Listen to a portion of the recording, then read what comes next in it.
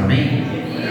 Um dia de alegria mais uma vez de poder estar na casa do Senhor para adorar aquele que é digno de toda honra, de toda glória e de todo louvor. Irmãos, abra vossas Bíblias no livro de Atos dos Apóstolos, capítulo 3, verso 1 em diante. Quero louvar a Deus e agradecer pela oportunidade, que Deus possa abençoar a vida do pastor Wagner, em nome do Senhor Jesus, da sua família, da igreja em geral, em nome de Jesus. Irmãos, quando eu estava ali sentado e o jovem Miguel começou a louvar o Senhor falou comigo e ele bradou meu coração para dizer para ele nesta noite que ele ainda vai te usar mais e mais ainda, porque quem olha para você não dá nada, quem olha para você vê simplesmente um jovem e não conhece o que Deus ele tem com você, e não conhece o propósito que Deus tem na tua vida. Quem olha para você não dá crédito nenhum, não vê credibilidade nenhuma. Porém, a unção que Deus te deu irá incomodar muitos. Muitos ficarão perplexos quando Deus ele te usar, ainda mais do que já vem te usando. Quero te dizer nesta noite, como você é jovem, não desanime.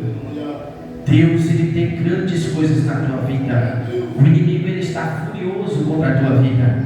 Ele tenta de diversas formas para tentar parar, porque nos dias atuais o Senhor tem levantado uma geração de adoradores. Nos dias atuais o Senhor tem usado vasos, e aqueles que não querem fazer, Deus tem levantado aqueles que querem fazer. E é aqueles que não olham para as dificuldades, aqueles que não olham para os dias chuvosos, aquele que não olha para as pelejas do dia a dia, mas que está preocupado em adorar aquele que é digno de toda honra, de toda glória e de todo louvor. Ou seja, meu jovem, esta noite permaneça nessa tua força, porque Deus ele é contigo. Aleluia, Jesus. Livro de Atos, meus irmãos, dos Apóstolos, capítulo 3, verso 1, diz assim a palavra do Senhor, que tem por título Cura do coxo, discurso de Pedro no templo. Diz assim o verso 1: E Pedro e João subiam juntos ao templo à hora da oração, a nona.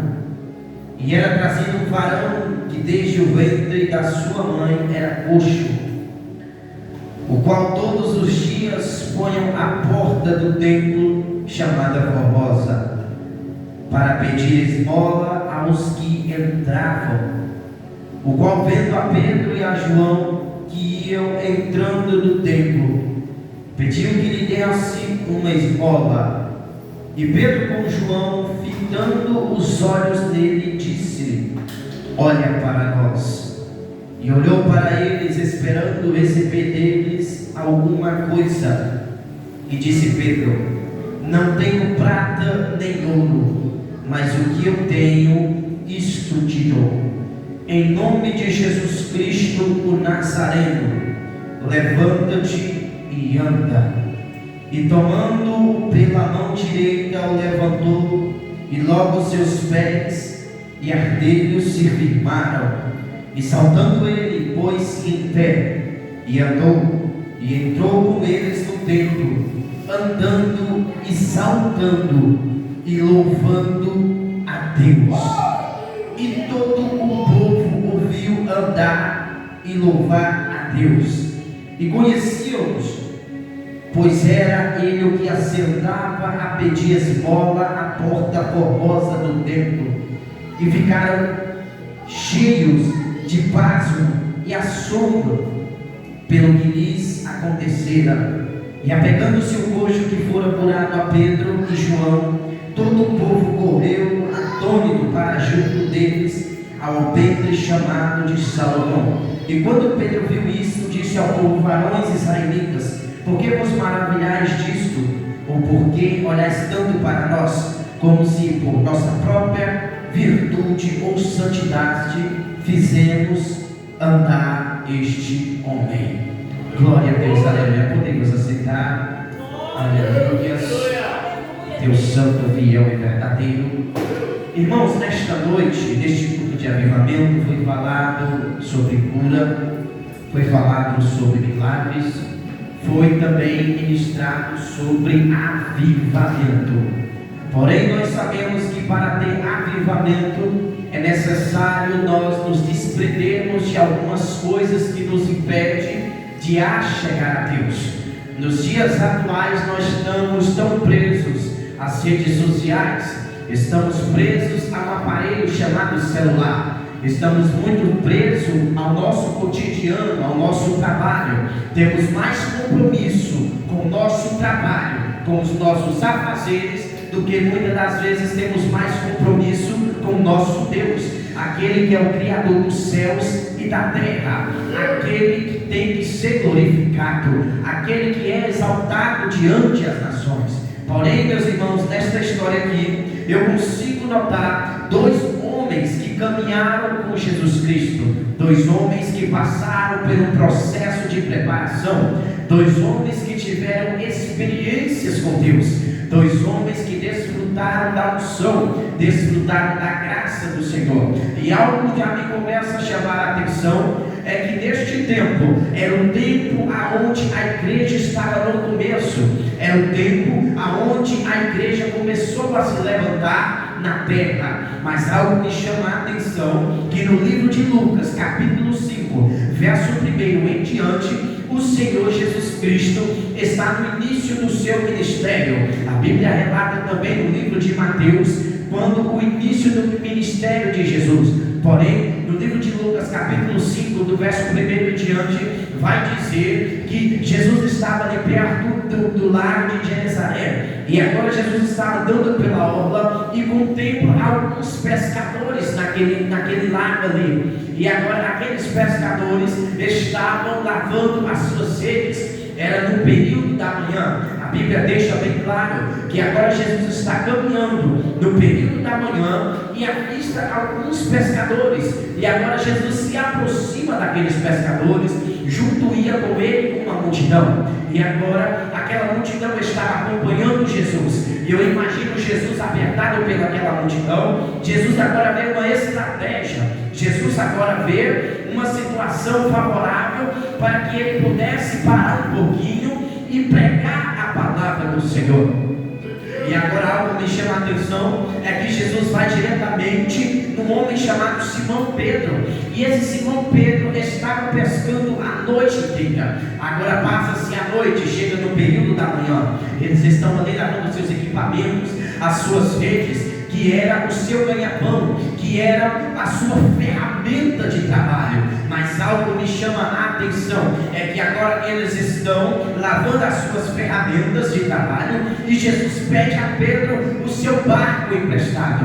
Quando Jesus pede agora a Pedro o seu barco emprestado, Pedro permite que Jesus assente sobre o teu barco, e Pedro agora dá um empurrão para que Jesus fosse um pouco para a água, para que a multidão estivesse na borda do lago e Jesus começasse a pregar de dentro do barco. Agora Jesus ele começa a ministrar para aquele povo. Os homens ainda continuam a lavar as suas redes. Agora aqueles homens ainda estão exercendo o trabalho. Talvez não deram ligança para o que Jesus estava falando, pois eles estavam ocupados, eu imagino, cansado da correria da noite inteira, de ter perdido o sono, atrás do seu pão de cada dia, atrás do seu alimento. E agora aqueles homens continuaram ali a lavar as suas redes. Agora Jesus ele começa a ministrar. Logo após que Jesus termina de ministrar, Jesus agora fala com Pedro: Pedro, prega a sua rede e lança à direita, porque lá você vai pegar os peixes.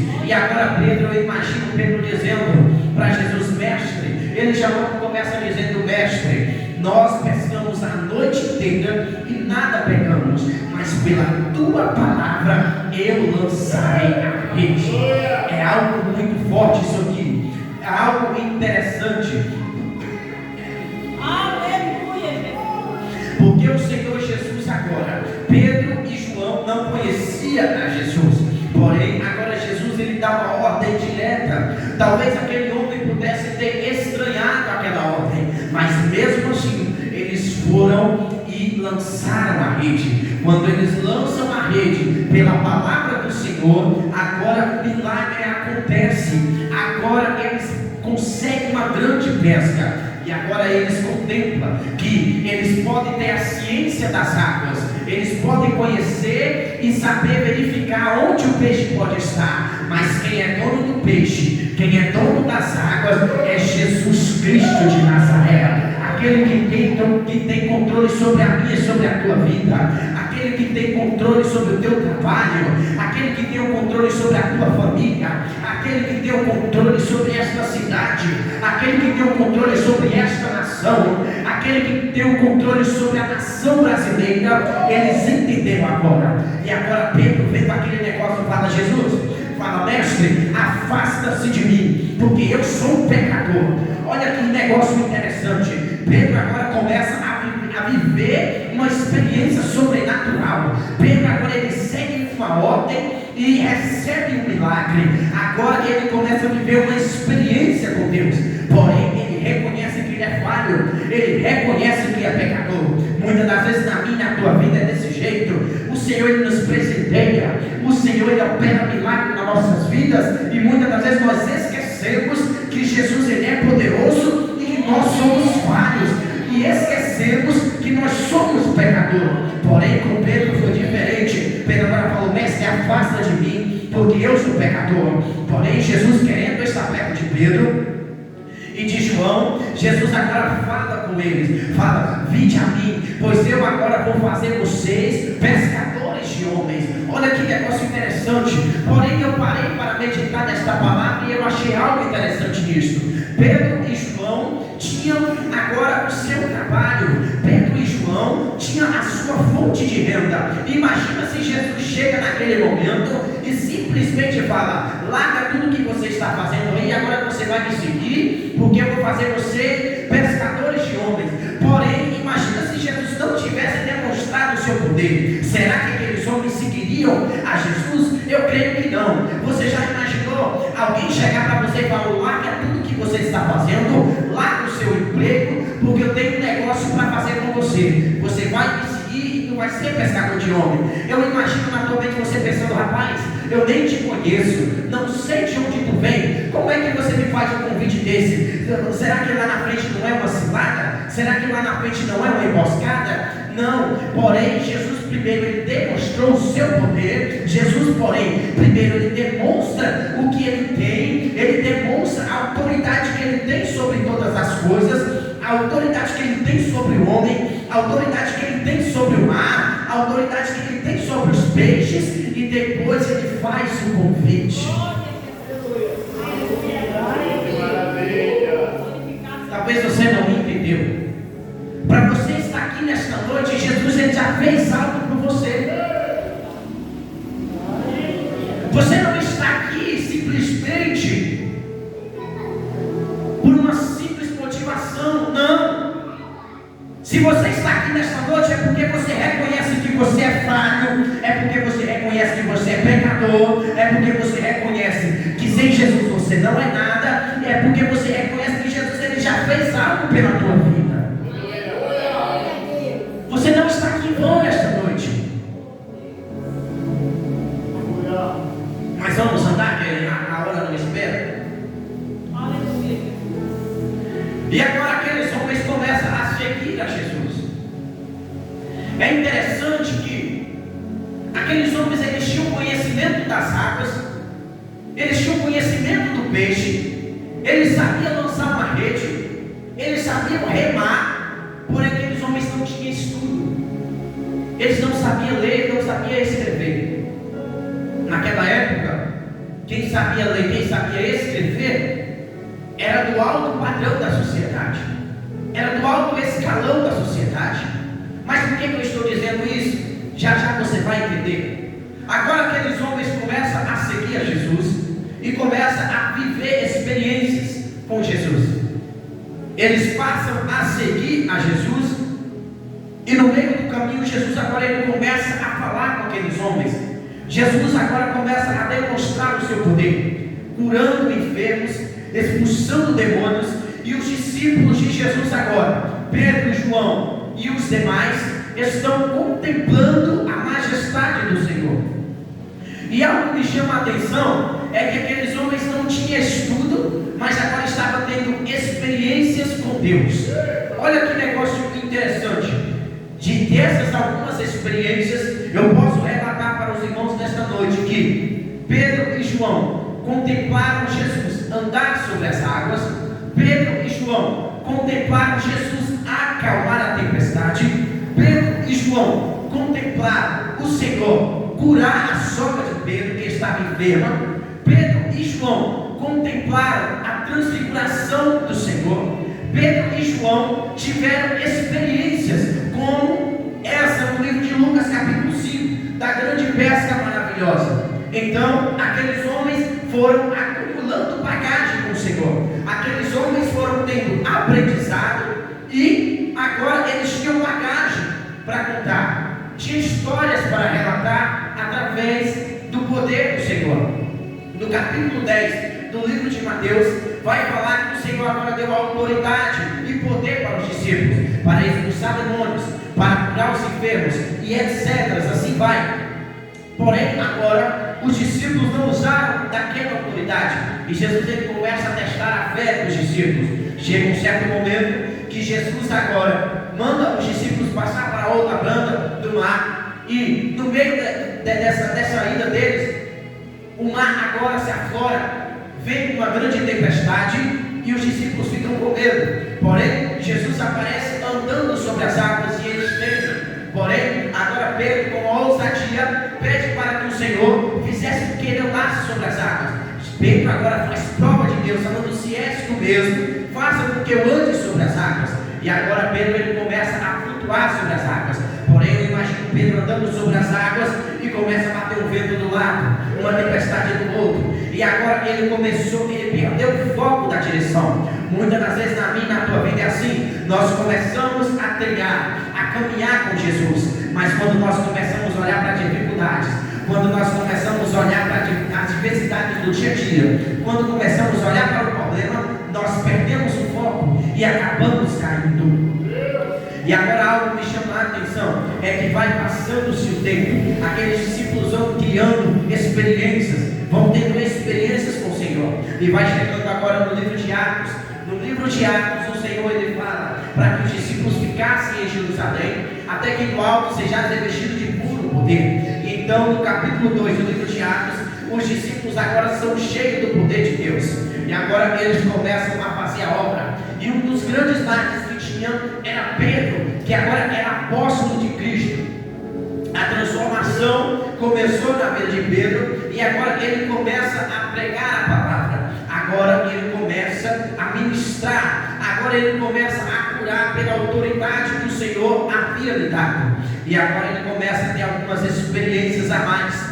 Agora o Senhor Jesus já não estava andando lado a lado com ele, mas a presença dele ainda estava com Pedro. E é interessante que agora Pedro começa a trilhar sozinho, junto com os discípulos. Eles estavam ali, junto com os apóstolos. E agora chega no capítulo 3, vai dizer que eles vão orar, ou seja, eles estavam cheios do Espírito de Deus, mas não deixaram de clamar ao Senhor. Muitas das vezes, eu quero que você entenda esse negócio aqui, muitas das vezes nós se achamos superiores, nós se achamos super-homens, super-mulheres, e já não queremos mais orar ao Senhor. Aqueles homens eram cheios do Espírito de Deus, mas mesmo assim continuou clamando ao Senhor. A coisa estava ruim, clamava ao Senhor. A coisa melhorava, continuava buscando ao Senhor. E é o que Deus quer que nós façamos, estando bom ou estando ruim, estando chovendo ou faça sol, temos que clamar ao Senhor.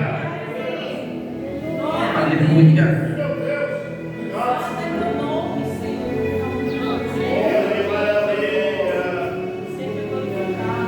E esses homens agora vão ao templo buscar um pouquinho do Senhor.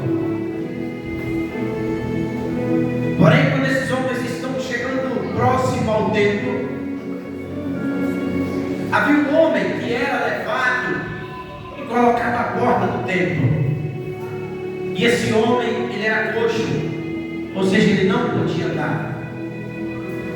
Mas algo que me chama a atenção é que esse homem, ele tinha amigos. Por que esse homem, ele tinha amigos que o carregavam todo santo dia e colocavam na porta do templo?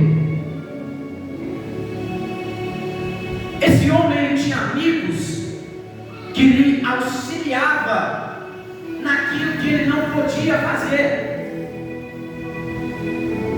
Porém, eu imagino que esses mesmos amigos que ele tinha, que todos os dias o colocavam na porta do templo, não eram os amigos que oravam e diziam: Senhor, cura ele. Senhor, o Senhor pode operar na vida dele. O que eu quero dizer com isso nessa noite? Eu quero te dizer que muitas das vezes nós temos pessoas, conhecidos, amigos, íntimos, particulares, que até nos ajudam num certo tempo, mas agora, naquilo que você mais precisa, ele não te estende a mão. Temos amigos para sentar, comer juntos, dialogar, falar, mas muitas das vezes quando você fala, ore por mim, essa pessoa ela não ora, ela não tem a capacidade de te ajudar espiritualmente. Então agora aquele homem está à porta do templo. Só que esse dia era um dia diferente, porque agora quem estava entrando ali naquele templo não era simplesmente mais alguém que ia dar esmola para ele, porque agora quem estava ali entrando no templo não era simplesmente mais alguém que ia entrar no templo, orar, depois sair, dar uma esmola e ir embora e achar que está tudo bem. Quem agora estava entrando no templo não era simplesmente alguém que ia entrar, orar e ir embora.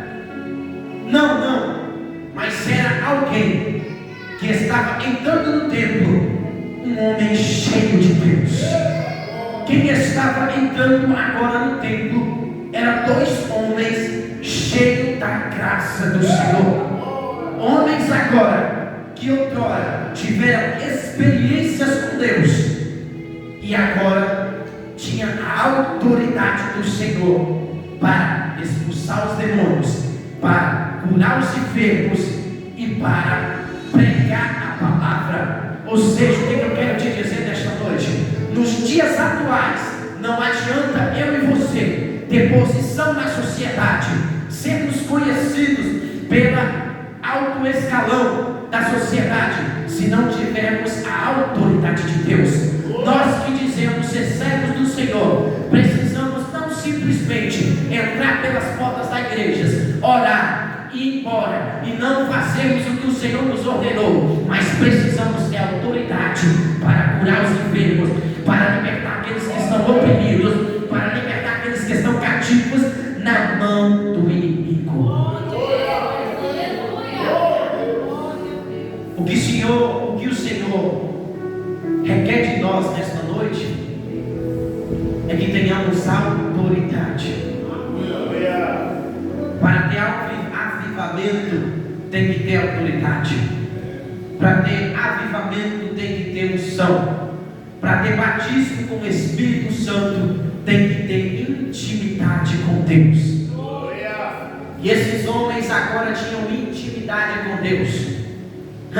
Eu imagino agora aquele homem passando, Pedro e João passando e vendo aquele coxo sentado ali.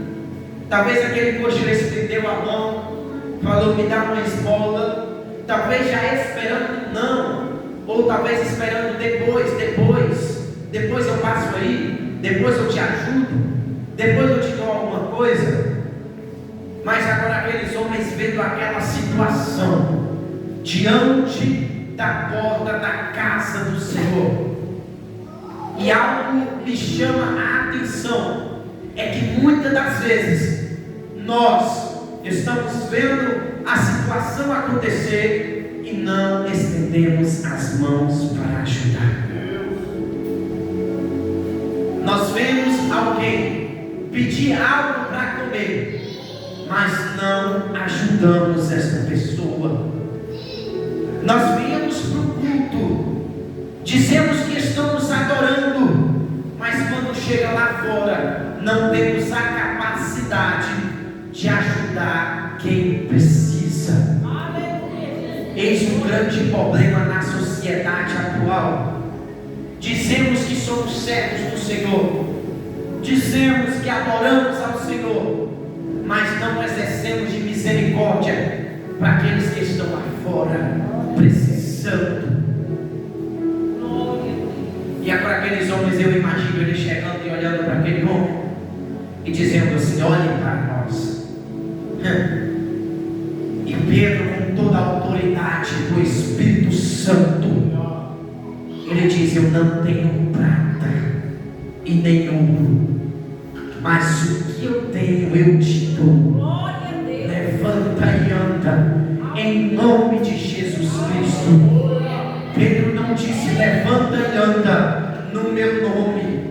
Pedro não disse: levanta e anda no nome do prefeito. Pedro não disse: levanta e anda no nome do pastor. Mas Pedro disse: levanta e anda no nome de Jesus Cristo de Nazaré.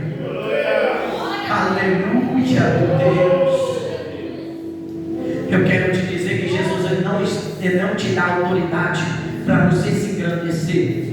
Jesus ele não te dá poder para que você seja melhor do que alguém. Jesus ele não te dá poder para que você seja um super crente. Mas Jesus ele te dá poder para estender a mão para aquele que está precisando lá fora.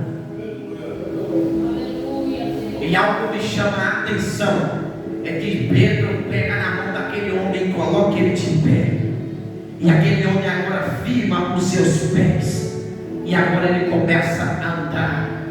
Só que algo me chama mais atenção ainda. Você sabe por quê? Porque aquele homem estava à porta do templo. Talvez ele pudesse olhar e dizer bem assim para eles: nossa, nesse tempo todo que eu estou aqui, ninguém orou por mim, ninguém estendeu a mão para mim.